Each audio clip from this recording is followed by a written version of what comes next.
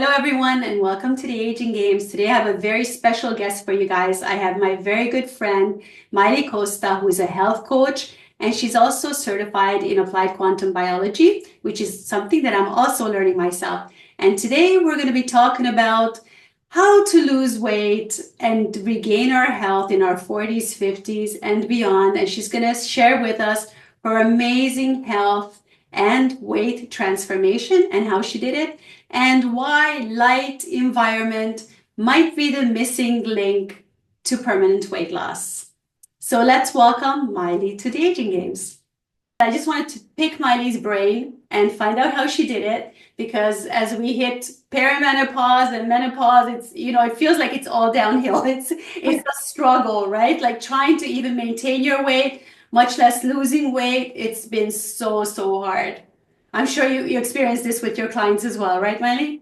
Yes, definitely. That's the vast majority. Yeah, absolutely. So, Maili, when did you start your transformation? Tell us a little bit about what you're doing, how you're feeling. Sure. Yeah. So, to be honest, I've gone through lots of transformations, but my most recent one was just, in the past several years, I've kind of gone up and down with my weight, and my body composition is just not where I want it to be. Mhm. And so last summer, I decided that I was going to hire a coach Uh-huh.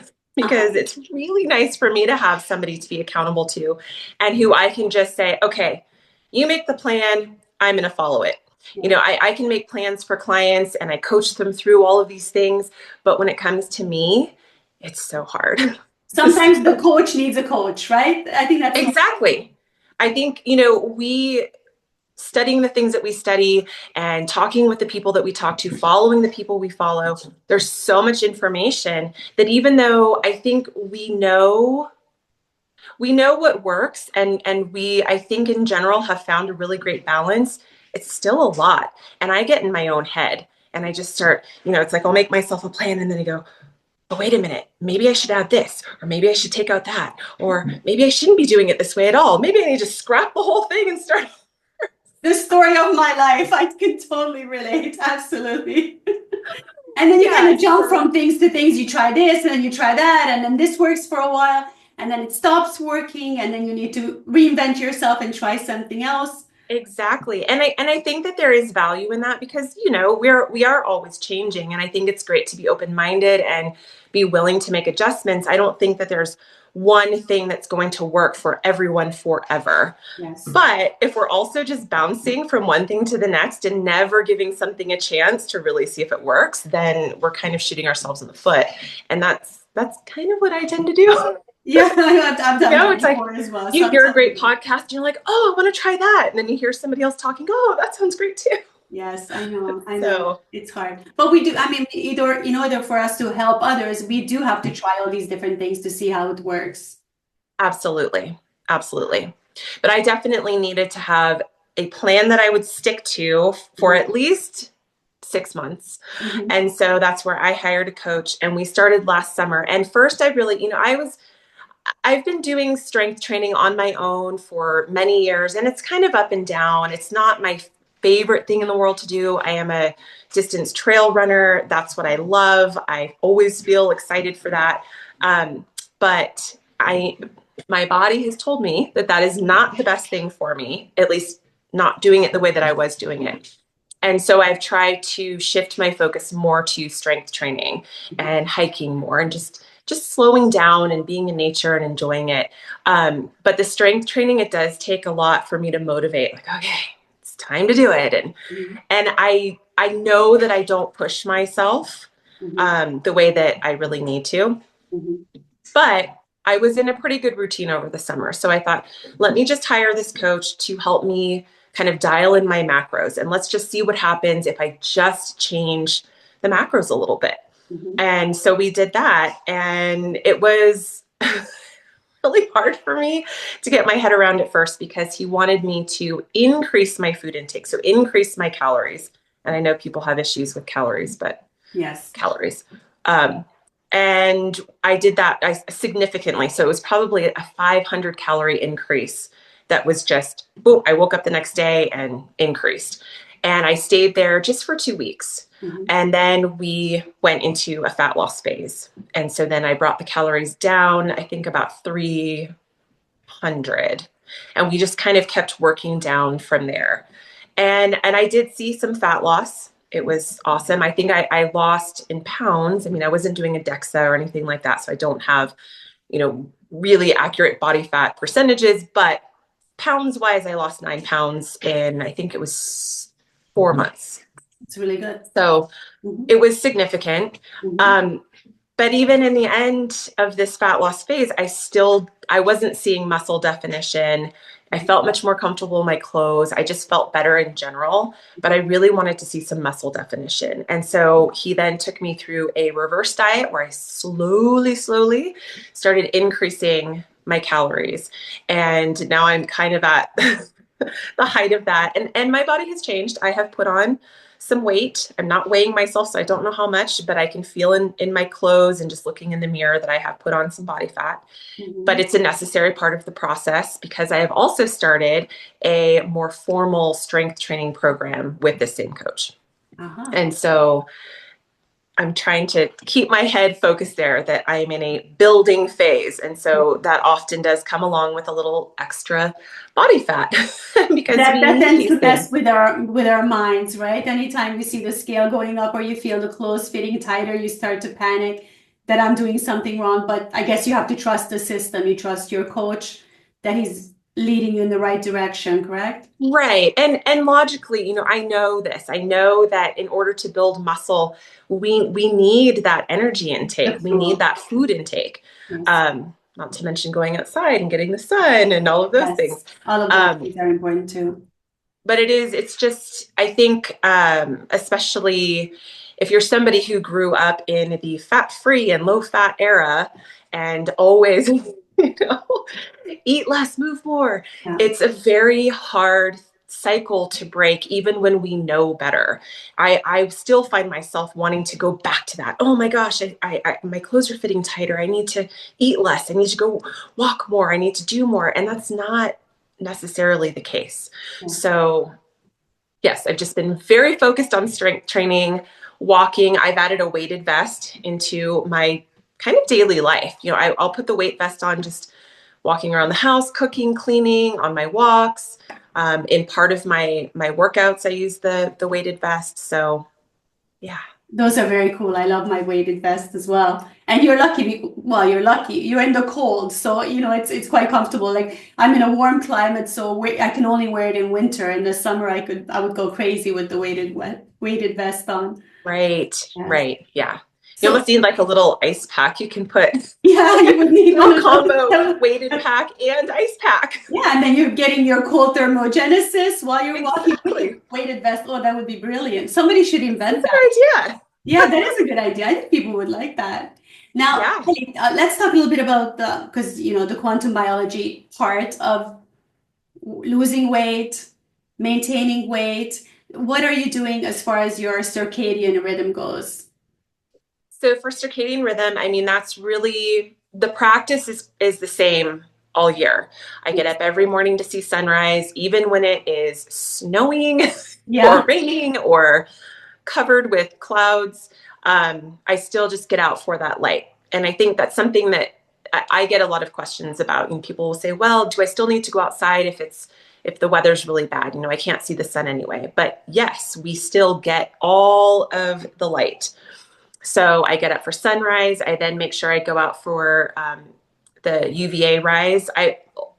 Ideally, I like to have that time be my walk time because then I'm out for half an hour, 45 minutes in that really amazing hormone supporting light. With When the the dogs, weather's really right? bad, yeah, With the I dogs, feel like yeah, it's magical time. it is. So what is it But about UVA rise that is so great for your metabolism? so UVA rise is actually really helpful for our sleep, which a lot of people, when I tell them that, they go, what, really? Mhm. Because we are producing serotonin at that time. So the UVA light is triggering the production of certain hormones and neurotransmitters.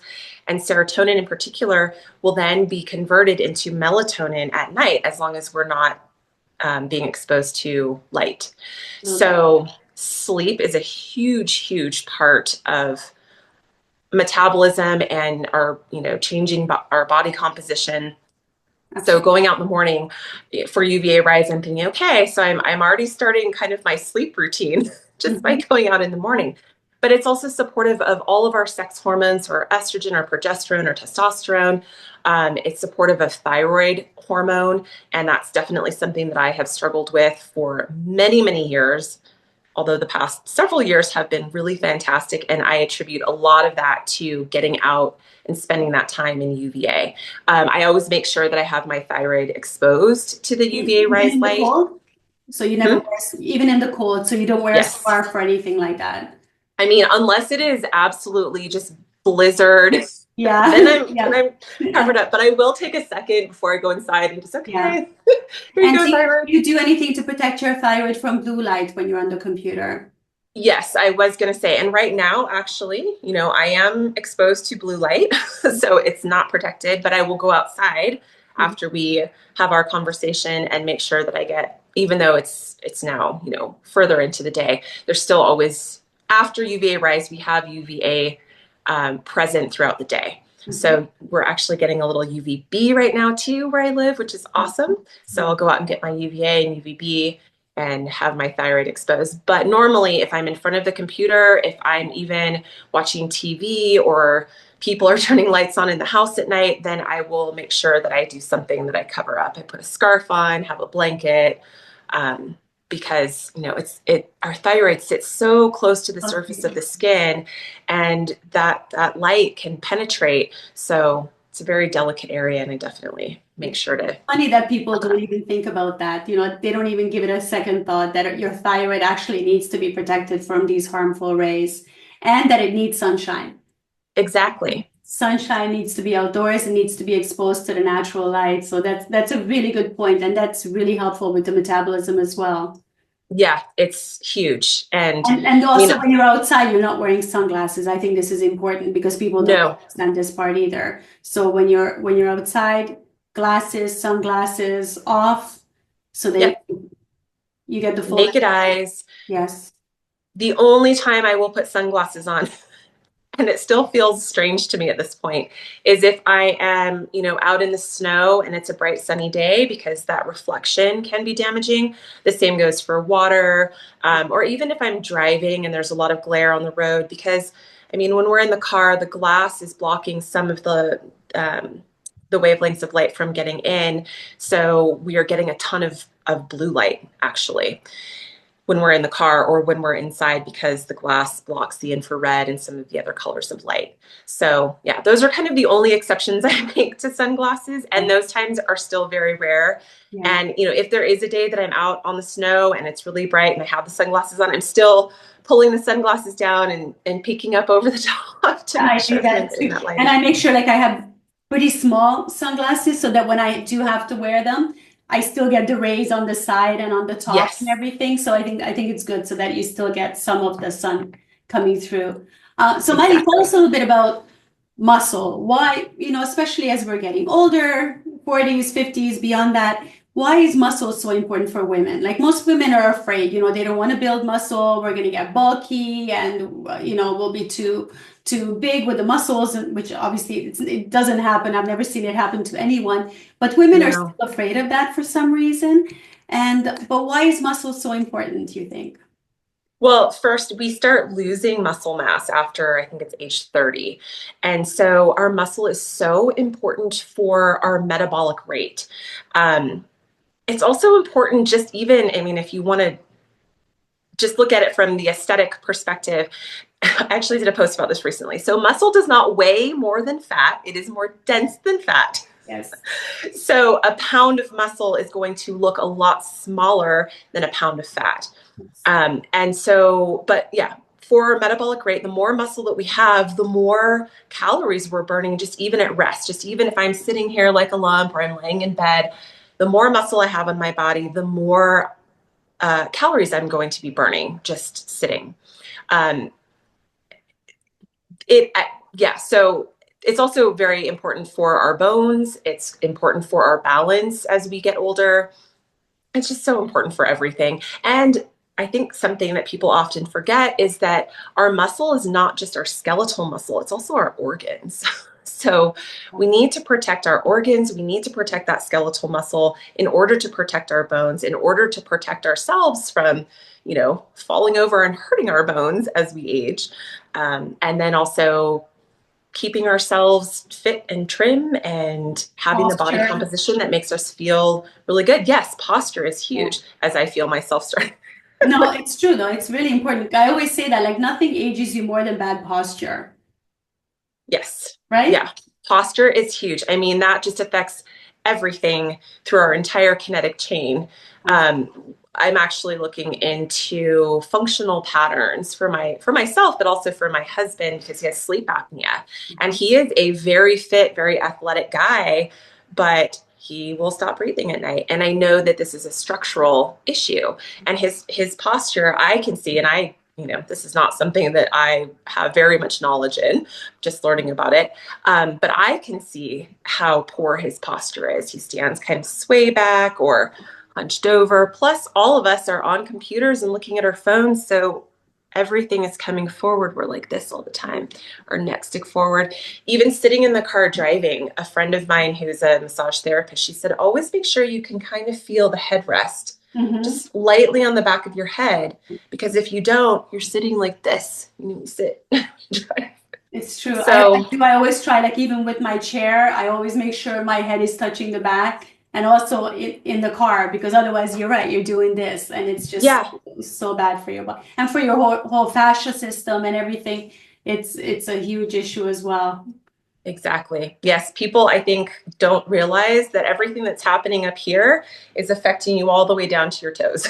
Everything is all connected. And now Exactly. we're learning more and more about this connective tissue and what kind of messages it's carrying and it's so fascinating, right? It's amazing. I mean, it's just, it's so incredible. I love learning about water. Yeah, me too. Me too. It's so cool. Miley, why do you think it's so difficult for women? We see women struggling so much. I'm sure what we were talking about before that, we still think we need to be restricting calories. So women are still struggling with not eating enough calories often, right? That could be an issue Yes. with slowing down your metabolism, doing the wrong kinds of exercise. I mean, you used to be a runner, Hmm. right? And Yep. and you stopped running. You're still doing, I still run, but it's very, very different than the way that I yeah. used to run. How did you, Um, why did you change and how did you find running? Was it causing you issues or anything like that? it was, and I hated to admit that. It took me years to really fully admit that it was causing issues because I absolutely love it. It was life changing for me in some of the most healing and positive and wonderful ways. And I don't regret any of it. I mean, it brought me to amazing people. And there's so much that I learned about myself that I know I would never have learned had it not been for this type of running. So what I really fell in love with was ultra running. So that's distances beyond 50K. And there, it's honestly, it's a little bit like torture out there, which Sounds like sounds strange to be in love with, yeah. but you're in nature and you end up tapping into parts of yourself that I don't think many of us have the opportunity to go to in everyday life. We don't push ourselves to that kind of pain and suffering. Yeah. Um, and I've often experienced in the really, really long races, it's almost like a whole lifetime condensed into, maybe it's 24 hours, maybe it's 48 hours, but you go through these amazing highs where you feel so joyful and you feel so much gratitude and your body just feels awesome and you're meeting people. People are so friendly and kind and you're seeing these amazing, beautiful places if you're doing that kind of, I mean, for me, it was always trail. Yeah. And then 2 seconds later, you can be at the lowest point you could possibly imagine where you literally feel like you're going to die. And you're making these decisions. What do I do? Do I stop? Do I keep going? And if you can make the decision to keep going, you realize that you come out of it. And I've taken all of these things and brought them into my real life. And I use all of that all the time, every day. But it's and I would have told you back then, it's not something that I consider healthy for the body. Pushing your body to run, or, it's a combination really of running and hiking for hours and hours and hours. Sometimes people do it for days on end. It's an amazing thing, but it's not good for you. And so I started feeling the effects of that. It was really affecting my cortisol balance. I was experiencing symptoms of overtraining and adrenal fatigue. So there was things, and it was affecting my thyroid. So all of these things obviously connect and tie together. But it was things like thinning hair and major fatigue, having trouble recovering from training and from races, weight gain. So here I am running, 50, 60 miles a week and running these races up to 100 miles. And I was putting weight on. I could not keep my weight down. And so I would start eating less, Yeah. which was horrible because it just makes all of those things even worse. And it was a really, really difficult several years of trying to figure out, I'm doing all this activity, I'm in nature, and I was, eating a keto and sometimes carnivore diet. And I was not feeling well at all.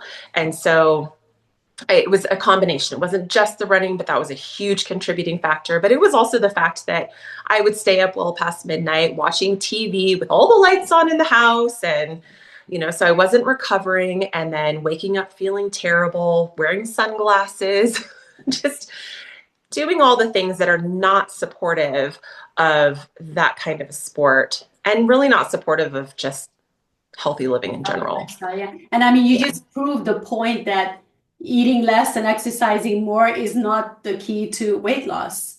That No. everybody's still, banging on about that. That's the way you're just not moving enough. You need to move more. I mean, you cannot Right. eat physically more than what you were moving, right? Just Yeah, exactly. who's And gonna some move people, their fat? you'll see very, very lean runners that don't have a lot of body fat. But what I'm seeing is that a lot of these runners over time, they end up experiencing adrenal fatigue that may not be showing up in their body composition, and things like autoimmune issues, autoimmune symptoms. That's pretty common.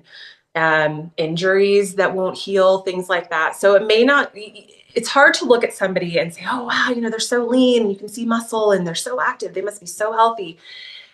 That doesn't really show you what's going on the inside, though. So It's yeah, not always. strength, huge. So And that is definitely, I think we agree that for especially for women, I mean for everybody, but for women, strength training is super important.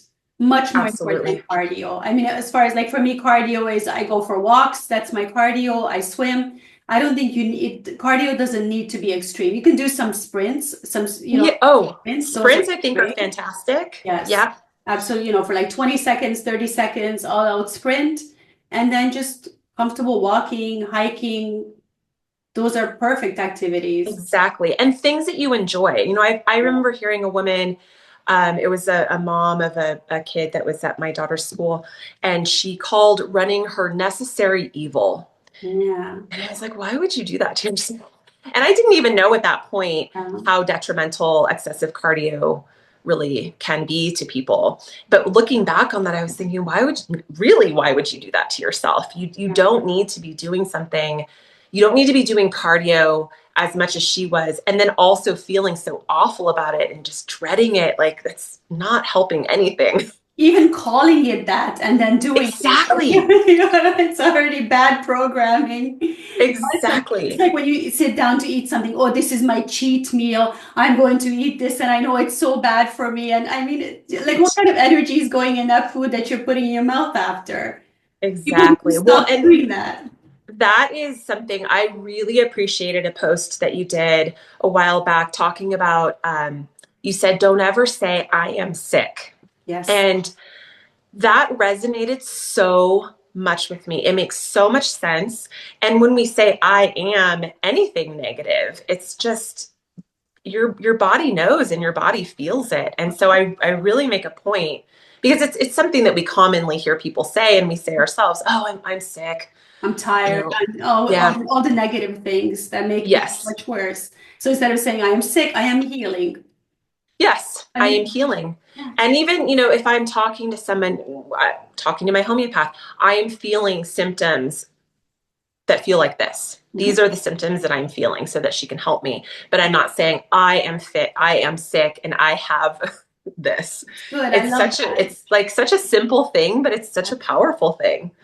Sometimes it's the simplest things, that we need to get back to. It doesn't have to be so complicated. And same with health, Exactly. and same with diet, with exercise. It's just going back to the basics, like what feels natural, what we've been doing for, millions of years as humans, right? Like, we're not supposed to be sitting in front of a screen staring at these stupid things. It's not normal.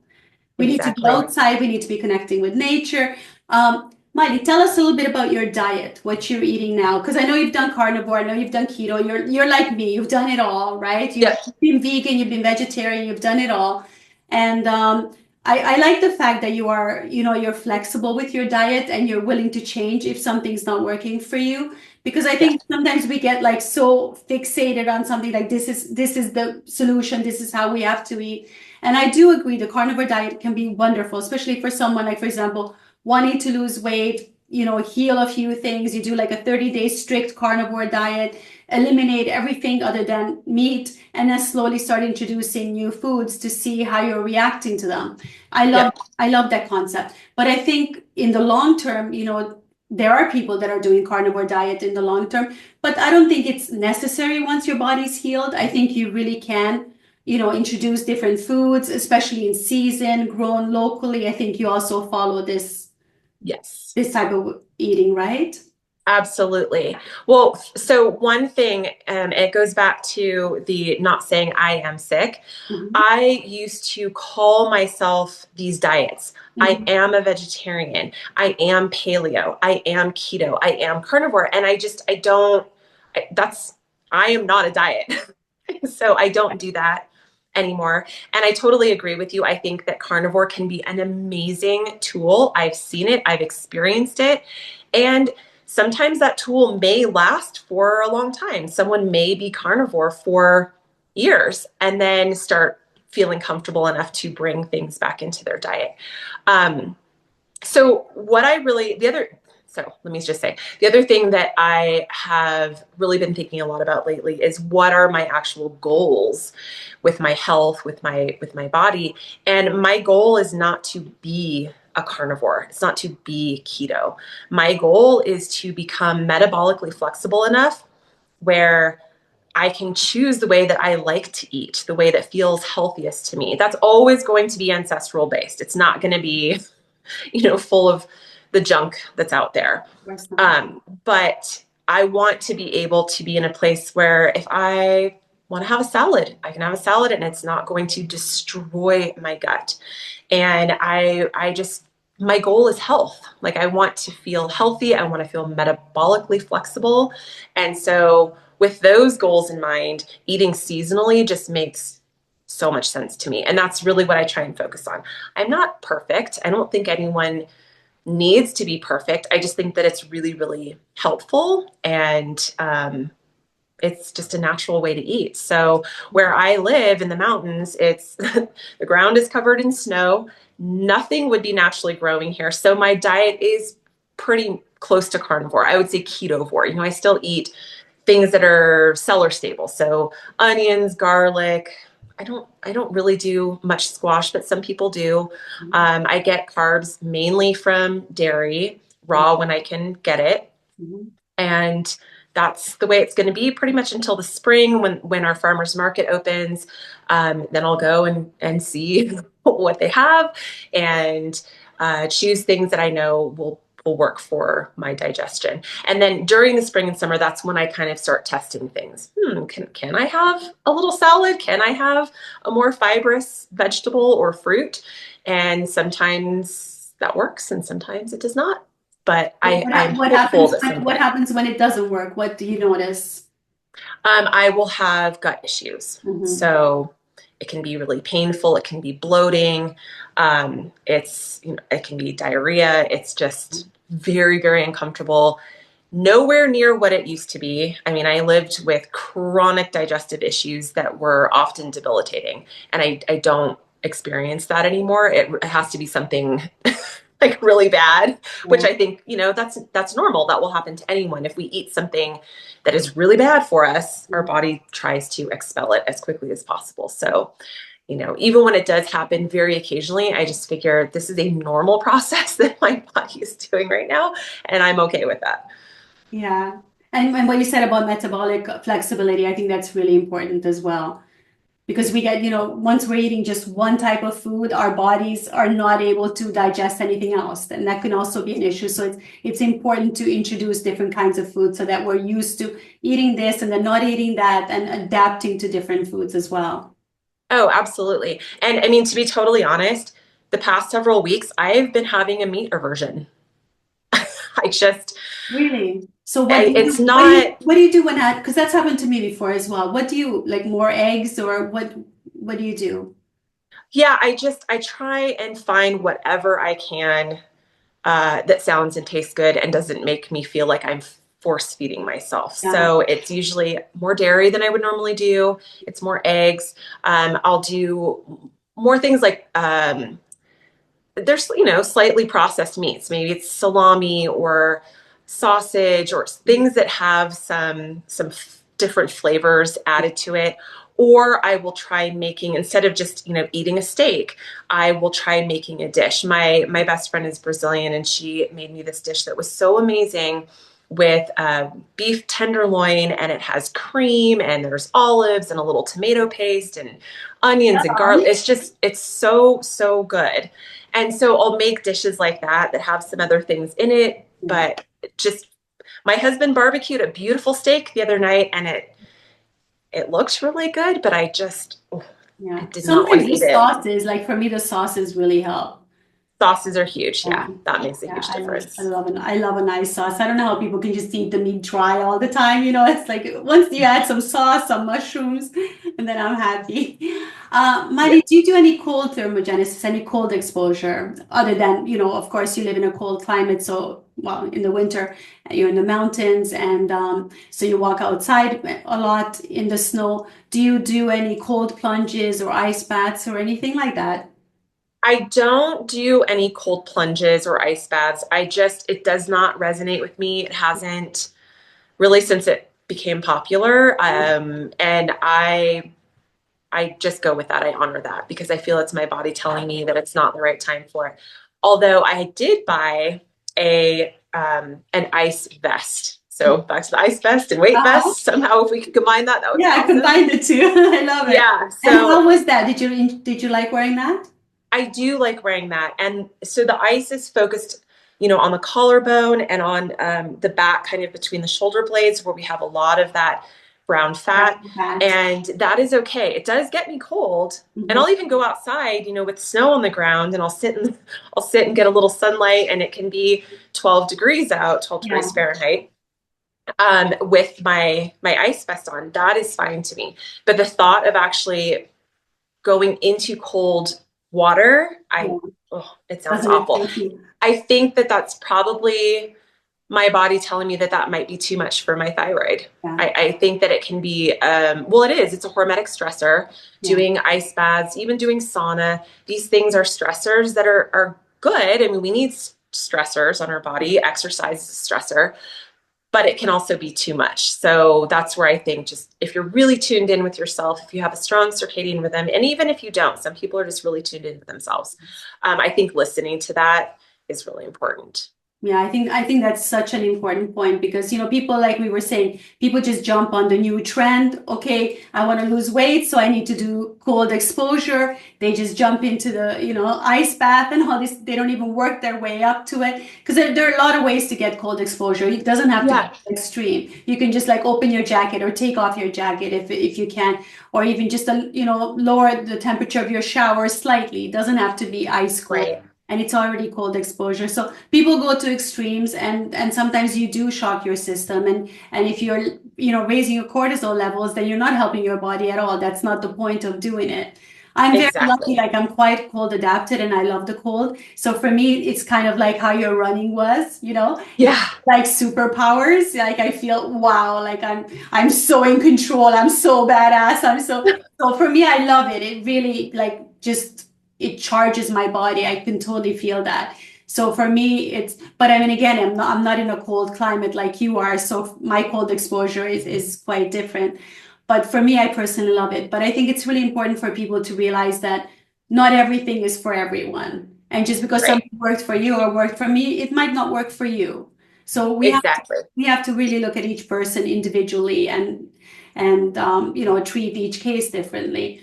Exactly. Miley, And so it could change, you know, yes, like yes, absolutely. I may want to jump into the freezing cold lake in 6 months. I don't Yeah, know. And I'm yeah, totally open to it, but yeah. yeah, no, definitely. So what would be the number one thing that you would have advised someone, 40s, 50s, starting to pile on the pounds, the hormones are all over the place. What would be the number one tip that you would give a My lady? number one tip, first and foremost, even over the food, is to get your light environment right.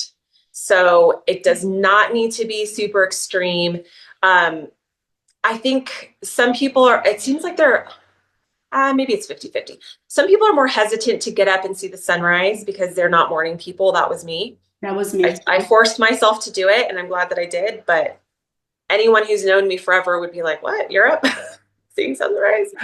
Um, and then the other part of it is so morning light, but then the other part of it is really mitigating the artificial light that we're exposed to at night.